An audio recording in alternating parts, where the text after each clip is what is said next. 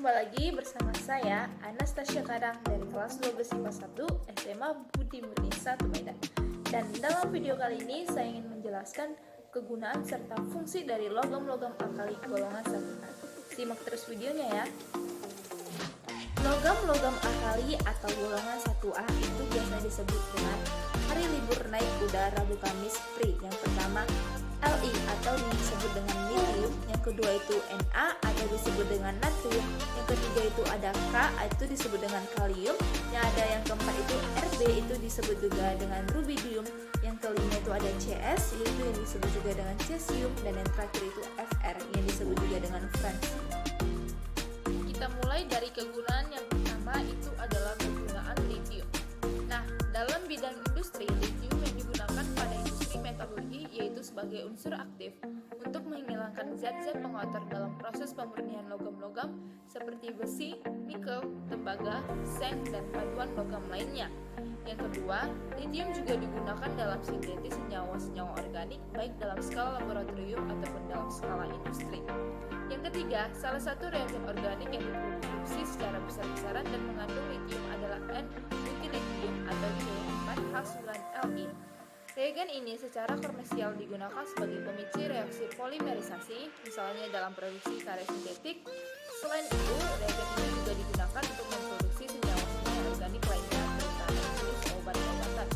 Terus yang selanjutnya itu adalah karena logam lithium sangat ringan dan memiliki potensial reduksi yang sangat reaktif atau yang sangat negatif, digunakan sebagai anoda atau elektroda negatif pada berbagai macam baterai. Dan yang selanjutnya, fungsi biologis lithium yaitu adalah ada yang namanya garam-garam lithium yang tidak terlalu berbahaya tetapi jika digunakan terlalu banyak dalam tubuh juga membahayakan. Nah, biasanya garam-garam lithium ini digunakan sebagai pengobatan dan rehabilitasi orang.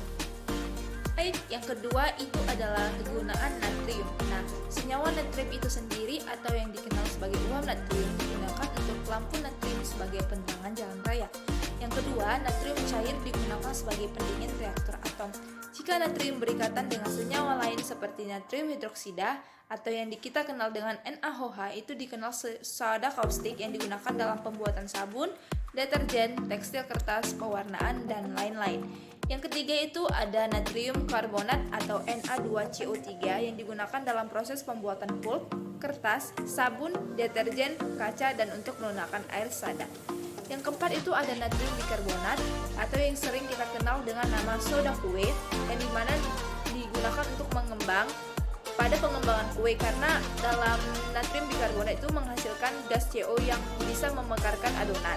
Terus yang selanjutnya itu adalah natrium klorida. Seperti yang kita ketahui, natrium klorida atau yang lebih dikenal dengan nama garam dapur itu digunakan sebagai alat memasak, tetapi juga bisa digunakan sebagai pengawetan ikan. Oke, yang selanjutnya itu ada kalium. Nah, kalium ini memiliki beberapa manfaat penting bagi kesehatan. Yang pertama, seperti menurunkan tekanan darah. Karena kalium membantu menyediakan dinding-dinding darah yang mampu menurunkan tekanan darah. Yang kedua itu menjaga kesehatan jantung dan pembuluh darah. Adapun asupan kalium yang cukup bagi kesehatan tubuh itu dapat mencegah penyakit pada pembuluh darah seperti tekanan darah tinggi, penyakit jantung, dan stroke. Yang ketiga itu adalah menjaga fungsi saraf sistem, di mana sistem saraf yang kita miliki itu terhubung ke dalam otak. Jika kita kekurangan kalium itu dapat mengakibatkan fungsi otak berkurang dalam menghasilkan impuls saraf. Yang keempat itu adalah mencegah batu ginjal, yang dimana kalium mampu mengikat kalsium dalam urin sehingga mencegah terbentuknya endapan mineral kalsium yang dapat menjadi batu ginjal. Yang terakhir itu ada menjaga kepadatan tulang agar tulang kita tidak cepat keropos. Nah, itu unsur kaliumnya sendiri. Nah, ketika unsur kalium berikatan dengan senyawa lain seperti KO2 yaitu sebagai bahan cadangan oksigen dalam tabung bawah tanah. Karena KO2 itu dapat bereaksi dengan H2O menghasilkan oksigen. Nah, yang selanjutnya itu ada KOH yaitu sebagai bahan pengisi pada pembuatan sabun. Terus selanjutnya itu ada KNO3 yaitu sebagai bahan peledak, petasan, dan kembang api, serta KMNO4 seperti KNO3 sebagai bahan pengoksidasi dan disinfektan. Nah, yang selanjutnya itu ada rubidium. Nah, efek kesehatan rubidium yang pertama, jika rubidium itu terkena itu bisa sebagai racun moderat dalam tubuh. Yang kedua, rubidium sangat mudah bereaksi dengan kelembapan kulit, yang dimana bisa membentuk rubidium hidroksida yang bisa menyebabkan luka bakar kimia pada kulit dan mata. Segera basuh kulit dan mata yang terkena rubidium dengan aliran udara dan tindak lanjuti dengan segera menghubungi dokter. Nah, kegunaan rubidium itu sendiri itu yang sebagai rubidium dan garamnya memiliki sedikit penggunaan komersial. Logam ini digunakan dalam pembuatan fotosel dan penampakan sisa gas dari tabung vakum. Yang selanjutnya, garam rubidium digunakan dalam gelas, keramik, dan kembang api untuk memberikan warna ungu. Yang selanjutnya, penggunaan potensial rubidium berada pada area mesin ion untuk kendaraan ruang angkasa dan sebagai fluida dalam turbin uap. Oke, yang selanjutnya itu ada kegunaan cesium. Yang pertama itu sebagai minyak eksplorasi. Arus terbesar di akhir penggunaan cesium adalah di format cesium, yang dimana berbasis cairan pengeboran untuk industri minyak ekstraktif, yang dimana fungsi format cesium adalah untuk mempertahankan tekanan. Yang kedua itu ada tenaga listrik dan elektronik.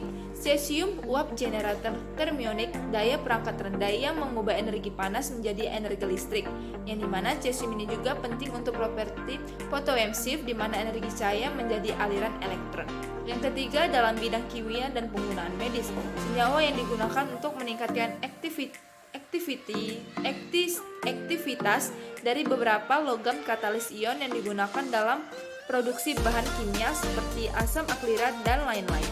Yang selanjutnya itu seperti penggunaan lain cesium itu biasanya digunakan sebagai propelan dalam mesin ion awal yang dirancang untuk populasi pesawat ruang angkasa pada antar planet yang sangat panjang atau misi ekstraplanet. Dan yang terakhir itu adalah francium. Nah, untuk francium itu sendiri karena umurnya pendek, penggunaan francium itu terbatas dan tidak komersial. Yang dimana francium telah digunakan untuk menentukan kadar aktinum atau Ac. Yang dimana karena Fr atau francium itu sendiri merupakan produk peluruhan dari aktinum.